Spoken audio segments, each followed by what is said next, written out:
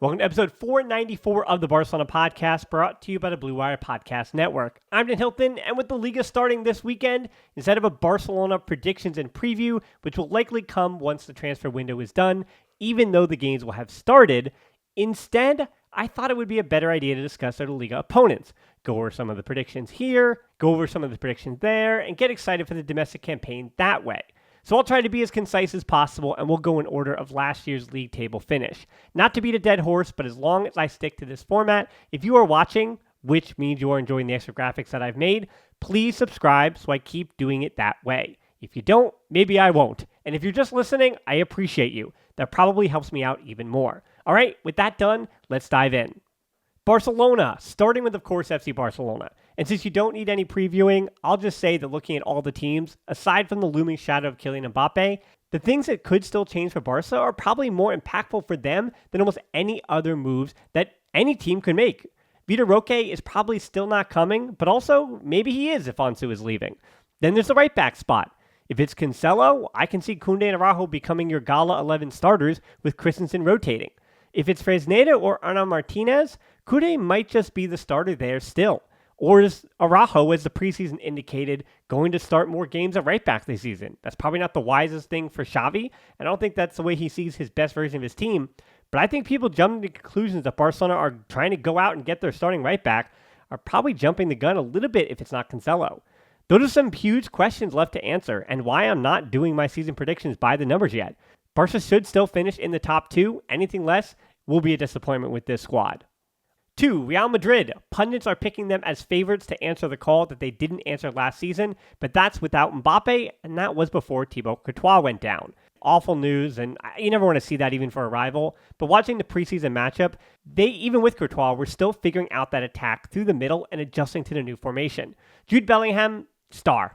Absolute star, and any fears that he would take time to adjust, like Tchouaméni has, won't be relevant. He is going to hit the ground running. So when they're running over teams this season, it will be spectacular with that midfield. Camavinga and Bellingham and Tchouaméni, and you still have Modric and still have Kroos and Fede Valverde. There's just so many weapons in the middle of the park that when Real Madrid are running downhill at you, they are going to be hard to stop. But if there is no Mbappe and Vini Jr. and Rodrigo taking turns up top, Madrid may drop some points to teams that get an early goal and gum things up after that. I do think Barcelona have a few more answers in the final third, believe it or not, than Real Madrid do. And maybe the difference is that there is no Karim Benzema and there is a Robert Lewandowski.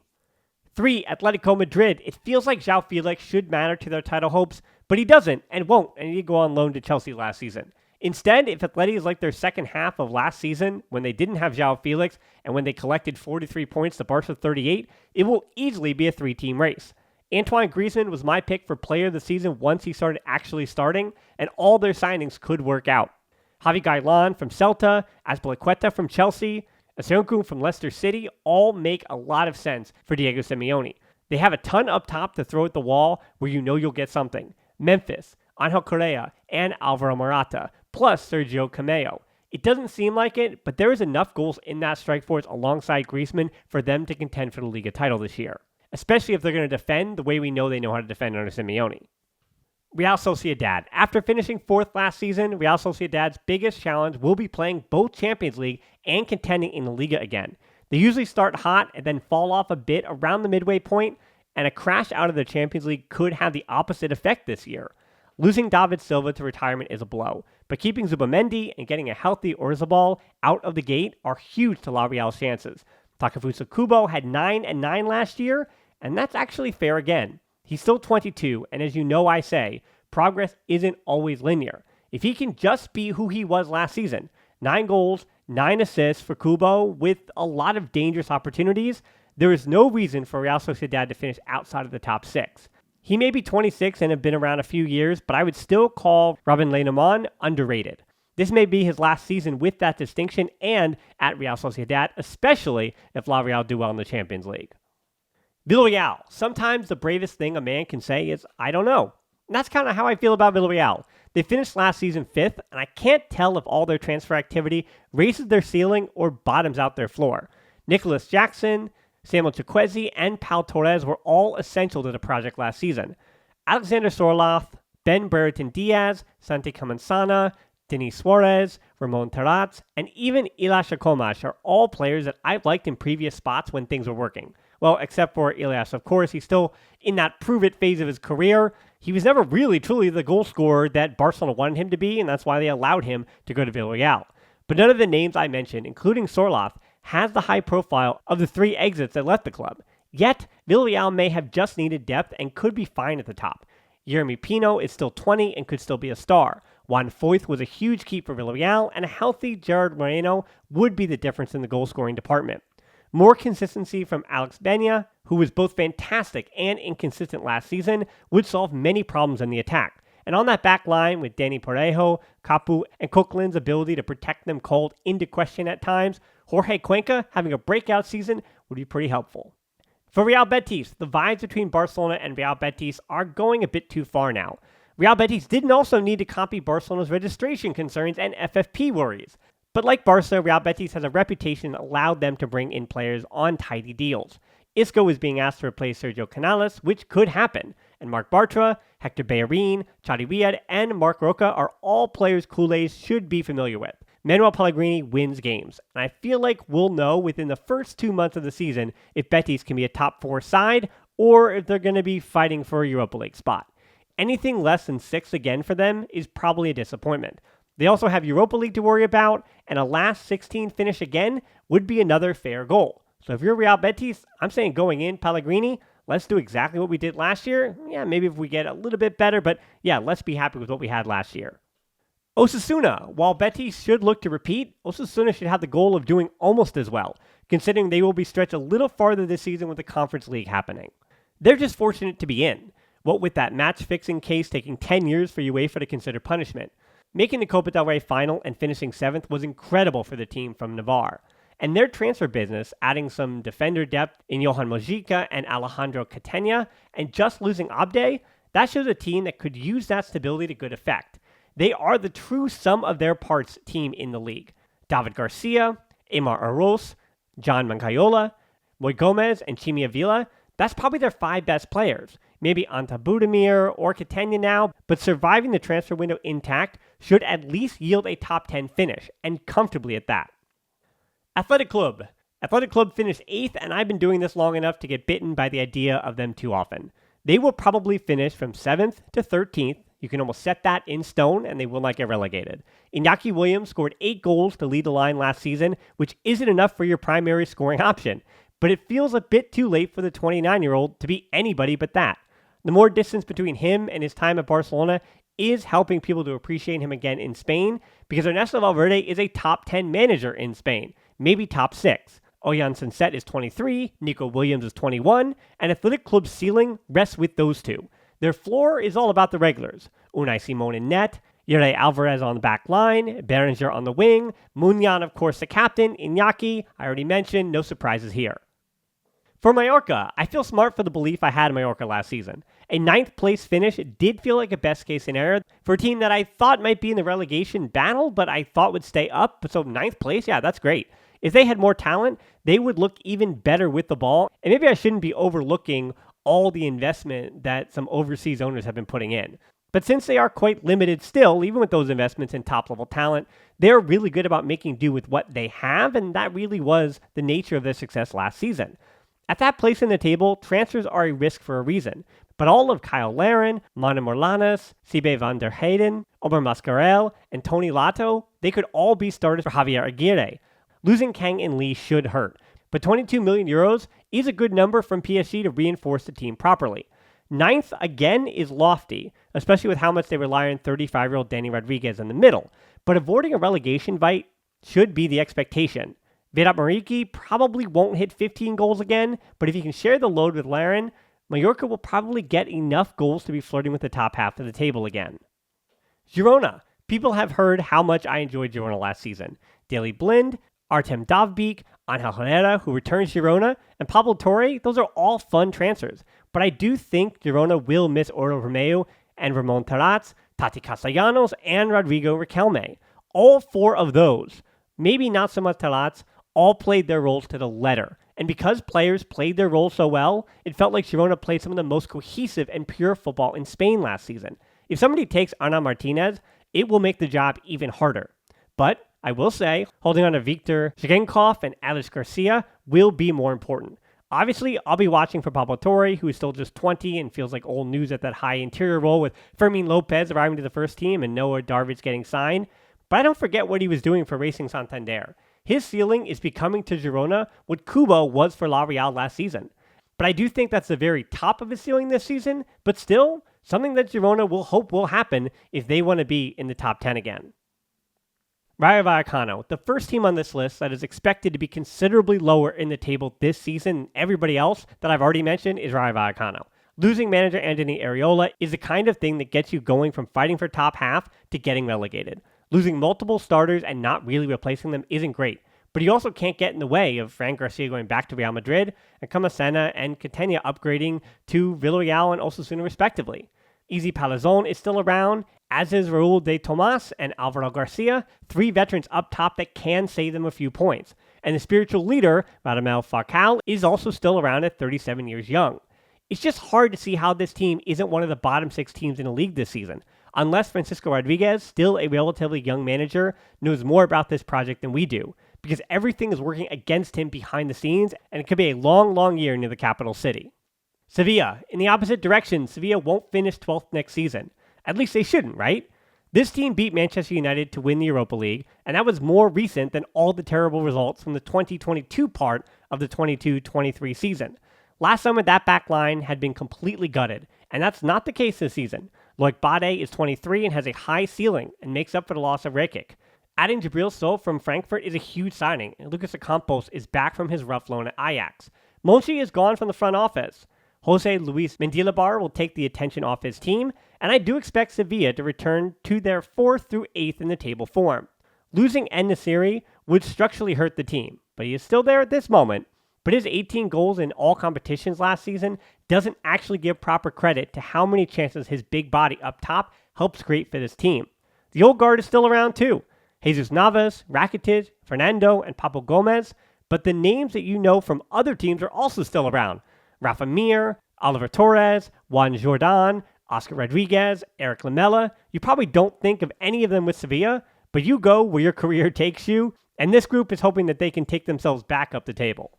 On to Celta de Vigo. Celta de Vigo is always interesting to me, and one of those teams that I make an effort to watch. When they are good, they play enjoyable football, and they do it with their own flair and a Galician touch. But when they are bad, they are spectacularly bad. Replacing Javi Gailan with Manu Sanchez is a really good piece of business, as was adding Jonathan Bamba from Lille. The likes of Carlos Perez and Fran Beltran and Unai Nunez, that sums up the depth of this team. They seem to have the League of Professionals at most positions. But their fortunes this season do seem like, for all of the stability in that roster, everything hinges on the futures of Iago Aspas and Gabri Veiga. Aspas just turned 36, but he still led the team last season with 12 goals. Can Jorgen Strand Larsen be less of an understudy this season? And Veiga had 11, the only two not only with double-digit goals, but the only two with more than 5. I can't believe I got this far talking about Celta without mentioning Rafa Benitez, by the way. Money talks, but if his return to managing can start with convincing the 21-year-old Veiga to stick around for one more season and at least replicate what he did last season, his eventual, maybe even January, move to Madrid or the EPL will be for even more money. And if he can keep the club that made him up in the meantime, all the better. Cadiz, going against my preseason prediction, Cadiz, at least on the final match day, finished 14th and survived for the second season in a row. I got burnt once, but I didn't learn my lesson. Cadiz defend well enough at home to stay up, and Sergio does get the best out of his unit. My issue is that this squad just doesn't look like it has enough talent for me. Adding Darwin Machis from relegated Real Valladolid isn't the same as adding the Darwin Machis who played for Granada prior to them going down. But if he can recover his best form, Cadiz has a chance. Gonzalo Escalante adds even more stability to that hard-working midfield unit, but if Cadiz are to stay up, their season will again rest in the hands of goalkeeper Jeremas Ledesma. He saved the team in yellow on many occasions, and as Elche's Edgar Badia taught us last season, even goalkeeper excellence is hard to save you for multiple seasons in a row. Getafe. Sticking with that final match day survival theme, Getafe played an entirely lackluster 0-0 with Real Valladolid to keep themselves up and send their opponent down. But that summed up their chances last season, and probably sums up their chances again. Or maybe not. They didn't really add any talent, swapping out Munir for Choco Lozano. Barca be anyone? But in April, the biggest move is already made. bring Jose Bordalas back into the fold. Just because I don't look forward to watching the style of hard-tackling, rough and tumbling football doesn't mean that Bordalas can't help his team snag enough points to stay up. Valencia. Oh, Valencia. My heart hurts for Valencia. When I think about watching Liga before the season starts, Valencia has been on that list as long as I've been watching, since they haven't seen the second division since 1987. But in the last decade, they have gone from having debt, being bought by Peter Lim to get out of their debt, but back into debt through mismanagement and a multi-year disaster that probably doesn't get enough credit for how much of a disaster it is, because all the buzz usually concerning the international and national media is about Barcelona being so chaotic. In are Cenk Oskar and Pepelu, two players that may not have even started on last year's team. Gone are, and let me take a breath first, Yunus Musa, Edinson Cavani, Tony Lotto, and no continuation with any of the loans of Samuel Lino, Justin Kluivert, Nico Gonzalez, and Iras Moriba. Jose Gaya, Georgi Marmadashvili, and Andre Almeida are all still around, arguably the three best players that Valencia has and had last season. And youngsters Javi Guerra and Diego Lopez, that of former Barcelona and Real Madrid's academies, could be the best case scenario versions of themselves. 20-year-old Guerra in particular, if he's a starter from day one, maybe Ruben Baraja can squeeze enough out of his team to survive. But if it wasn't last year, this year really should be the year for Valencia to go down. Almeria. Now for the last team that survived on the final match day last season. Almeria didn't necessarily feel like or look like a relegation team for much of the season, but those poor results did add up. Barca may be happy that forward El Bilatore has gone to Atalanta, but I like that Almeria went out and immediately reinforced with Edgar Gonzalez from Real Betis and the Colombian Luis Suarez, returning to Spain permanently after playing with Almeria on loan from Marseille in January. Dian Lopi, a 21-year-old defensive midfielder who played in France last season, could be a good piece of business, and it sums up Almeria's chances in the top division. They take chances by overpaying on projects, but if those projects pan out, like it did with Torre last season, Almeria can both sell well and stay up, but get it wrong and go down. Granada. For the final three, we head to last year's Segunda Division, and we finally get to our last team from the Andalusia region. The winners of the second division, Granada, have Paco Lopez at the helm, which means they could be 8th in January or 8 points off of 17th. This team is just full of professionals who feel right at home in the top flight, though, and that's what I like most about Granada, especially that front line. Antonio Puertes, Alberto Soro, Alberto Pereira, Sean Weissman, Jose Callejon, Oscar Melendo, none of those names excite, but they have a track record. Adding Gerard Gumbau, Gonzalo Villar, and Jesus Vallejo were moves to address needs in making the move back to the first division. I know Paco Lopez is a wild card, but I'd lean to Granada being closer to 10th than 20th by the end of the season. On to Las Palmas. High on the list of much-watched teams this season will of course be Las Palmas, who finished second in the Segunda Division last season. So many names that Culés will know. Munir, Sandro Ramirez, Mark Cardona. It's a Barca B reunion up top. And Julian Araujo is there on loan, and should be the starter from day one ahead of Alvaro Lemos. Then you get the players who have been linked to Barca in the past, including left-back Daley Sinkgraven, back when he was a teenage midfield prospect for Ajax for you old heads. Now he's a 28-year-old left-back. And of course, the mercurial 19-year-old Alberto Moreno, whose price tag and release clause is the only reason he wasn't at Barca a year ago. Alongside Moreno, Jonathan Vieira is a pro, and Enzo Loidais could be the talk of the Liga circles very quickly. Get on the Enzo train now. But the man in charge, Francisco Javier Garcia Pimienta, is the most important piece of the puzzle. Many Culés, including socios around the club, not just the internet pundits, wanted him to take the first team job when Koeman could have been sacked and Xavi still wasn't ready to come over. So seeing him in a top division would do much more for his reputation than anything that's come before. Pundits who don't care much about Barcelona connections have them in the relegation fight. So I don't know if it's my bias that's getting the best of me, thinking they should finish between 12 and 16, but even then, I think it might be a comfortable 16. Alaves. Last but not least, Alaves won the playoff against Levante, finishing 4th. The loans they pulled in are all pretty interesting. Antonio Blanco is a permanent transfer, and the last season on loan defensive midfielder from Real Madrid, well, that's the big name. Well, I guess the biggest name. But Ander Rivera from Real Sociedad and Giuliano Simeone from Atletico Madrid could be useful too, though Simeone is going to miss some time with an injury. Luis Rioja needs to be the star man on the left. But for as complimentary of Alaves as I just was, there does seem to be more drop-off in this side in terms of talent. They feel like a team with a few La Liga pieces, and the rest will be up to Luis Garcia to help shape a team that will need to be built to survive. So I guess the last thing to do before I go is hit you with those La Liga predictions. Even before Thibaut Courtois went down, I still thought Barca had it, but obviously assuming that it would be closer than we thought. But I could actually see the top 6 still all pretty close until like January, whoever that may be. And Atleti could get it down to the wire as well. As for relegation, I mentioned some of the candidates, and I think it is a 6-team race to the bottom, with Alaves, Almeria, Cadiz, Getafe, Rayo, and Valencia. As much as I feel like it makes sense to punish both Rayo and Valencia for their ownership issues, I'm going Alaves, Cadiz, and Rayo to go down. Some way, somehow, Valencia will use 30 plus years of top flight experience to hold on yet again for maybe just one more year. All right, so that'll do it. I really hope you enjoyed this year's La Liga preview.